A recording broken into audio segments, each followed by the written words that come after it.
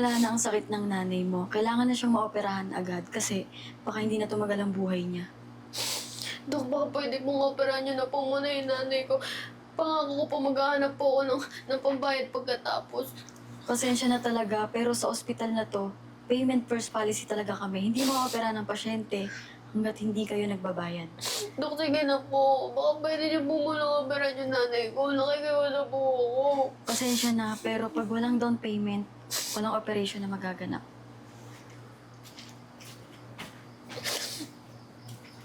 Ma, huwag kang mag-alala.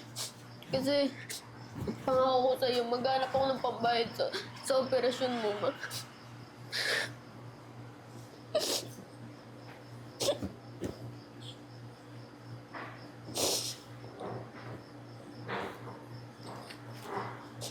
Yes naman, ready nang pumaldo later.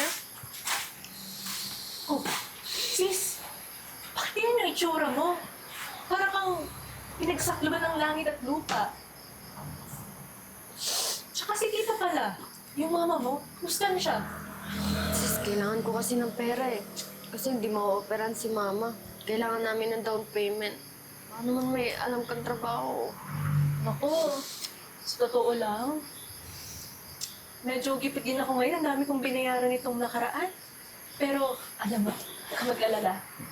May trabaho akong i-offer sa'yo. Talaga ba? For sure. Paldong-paldo ka rito. Lalo na kapag ginalingan ng gumilo sa customers. Ano yan sis? Papasukan ko na para sa nanay ko. Alam mo na, syempre sa bar. Itrabaho ko. Shane. Huwag kang makinig dyan kay Chloe. Masamang gawain yan.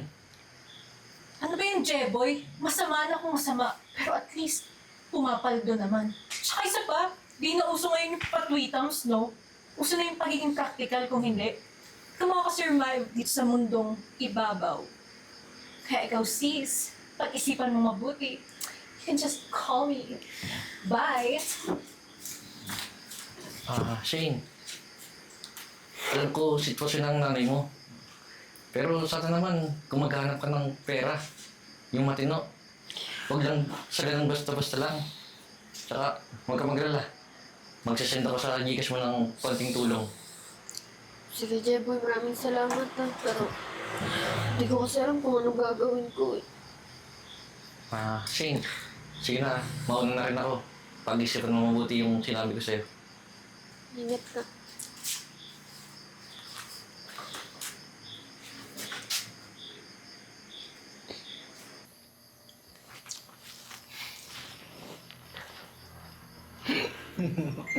Enjoy the party! Party, party! Let's enjoy the night, everyone! Naman! Good evening naman sa'yo! Chloe, bakit ngayon ka lang, Aber? Siyempre, may kasama ako. Kasama? Sino yung kasama mo? Ito ba yung sinasabi mong napaplanong pumasok dito? Oo, man. Siyempre. Ay nako, siguraduhin mo lang ha, napasok sa standard ko. Eh, alam mo na yung qualifications dito sa bar ko, ha? Of course naman, mamang, panigurado, pasok na pasok, na pasok, na pasok, na pasok, na pasok, na pasok sa mga. Ito, sige. Ayun nga pala, Shane, pasok! Siguraduhin mo lang na handang pasukan yan. Oo naman. Good evening po. Oh, di ba? Ito ba yung sinasabi mo? Oh, the one and only. Hmm, Fresh na fresh. mukhang fresh nga. Ikot ka nga, Iha. Di ba?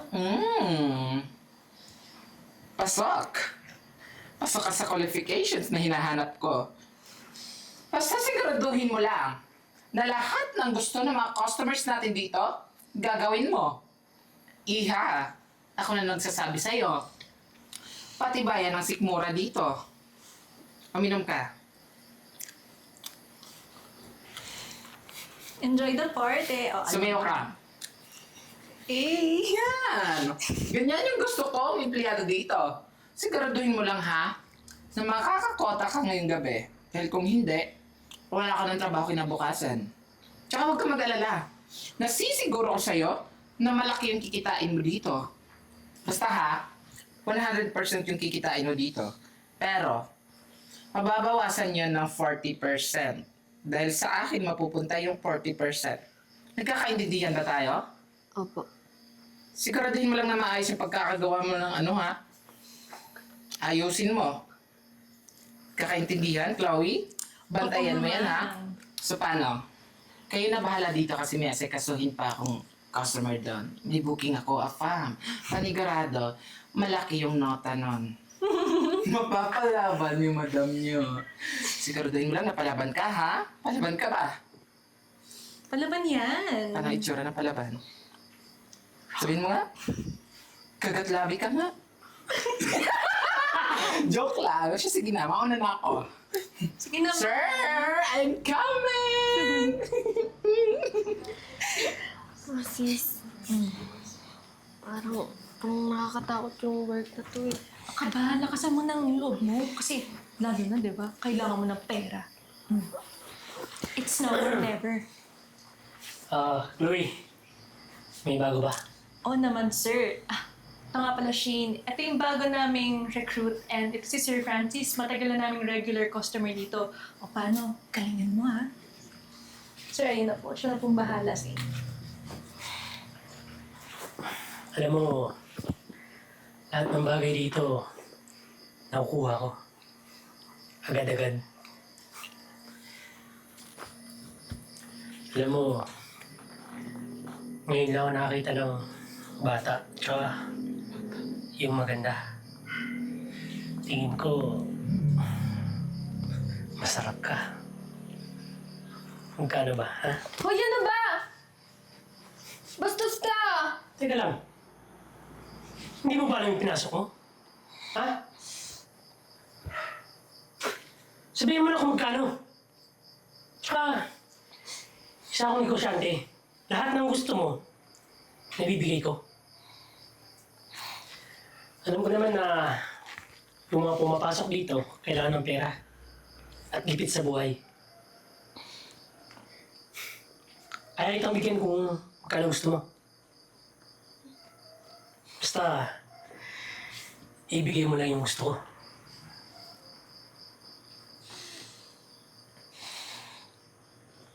So ano? Papayag ka? Sige. Marimar?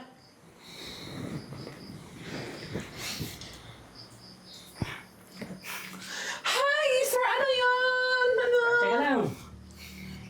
I-take out ko lang yung alaga mo ha. Ay! Nako, sir! Jackpot ka dyan! Alam mo ba, fresh na fresh yan. Tsaka, bagong-bago, bagong ligo, para na ko. Sige na, ayos na kami. Sige, akit na kayo dun sa room sa taas, ha? Ingat ka.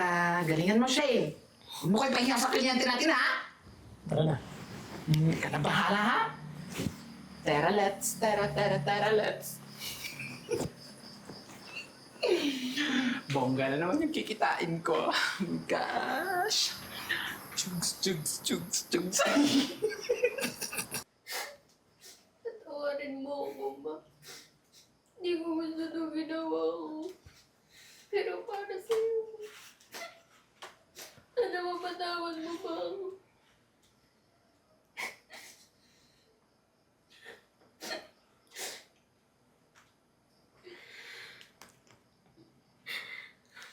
Hello po, Doc. Hello? Anong balita sa pang-down payment para maumpisahan na yung operasyon ng nanay mo? Doc, umpisahan niyo na po yung operasyon ng nanay ko. May pang-down payment na po. Pupunta po ako agad dyan ngayon din po. Sige, umpisa na namin ngayon yung operation. Sige po, Doc. Salamat po.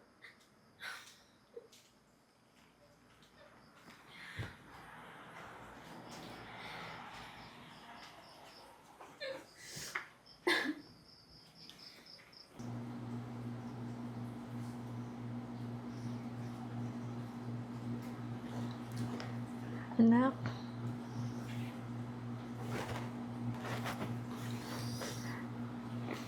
Mama, buti naman gising ka na, Ma. Kamusta pakiramdam mo? Medyo okay na, anak. Anak, saan ka kumuha ng pampaopera sa akin?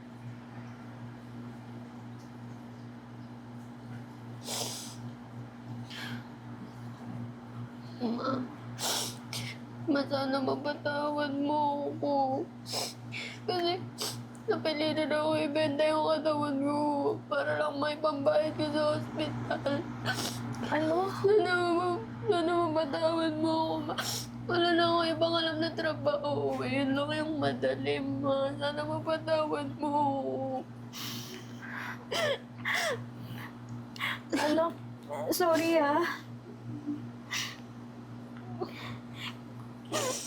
Sabi ko naman sa'yo, gagawin ko lahat eh. Hindi ko ginusto yung trabaho na yun. Gusto ko lang mapabuti ka. Sana patawarin mo ako, ma. Kasalanan ko to eh.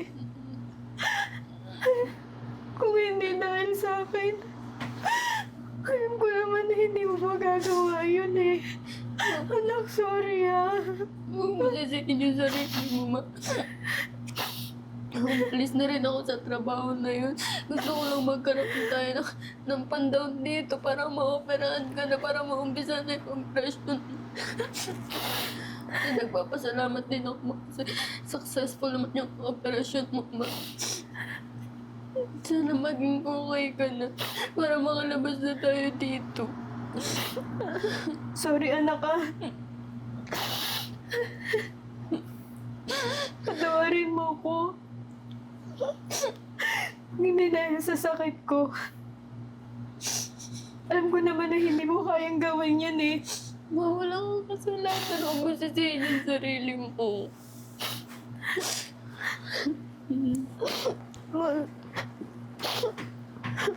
Sorry, anak.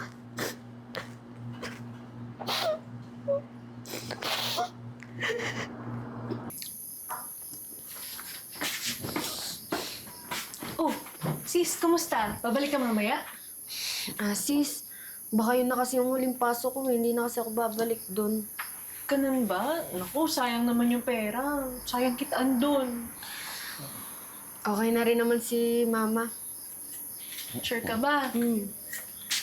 Shane, tama lang yan decision mo. Huwag ka na bumalik dyan. Total, magaling na rin naman yung nanay mo eh. Ay nako, bahala ka sis. Kung yun yung desisyon mo, wala naman ako magagawa. Mauna na ako sa inyo ha. Mag-aasikasa pa ako ng customers. Ingat ka, sis. Shane, tama lang yung naging decision mo. Tsaka, kung kailangan mo ng pera, humanap pa ng matinong trabaho. Huwag yung ganun. Salamat, Jeboy. Siguro nga, hanap na lang ako ng matinong trabaho. So sige, alis na ako Ingat ka.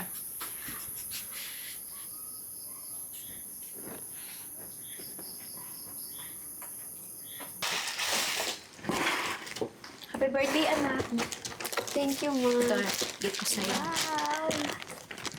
Deserve mo yan, anak. Alam mo, ang swerte ko kasi may anak ako na kagaya mo. Nahihiya nga ako kasi sinakripisyo mo yung buhay mo para sa akin. Ma, alam mo naman, di ba, na mahal na mahal kita. Ikaw na ang buhay ko. Salamat, anak, ha. Thank you din sa iyo. Di ba, anak? Kwento ng puso, kwento ng saya. Dito sa pelikula, ramdam mo talaga. May kilig, may iyak, minsan may tawa, pero laging may aral na dala. Kwento natin to, sabay tayong lumawa sa kismet ways. Lahat ay dama, kwento natin to kahit anong emosyon. Basta't kasama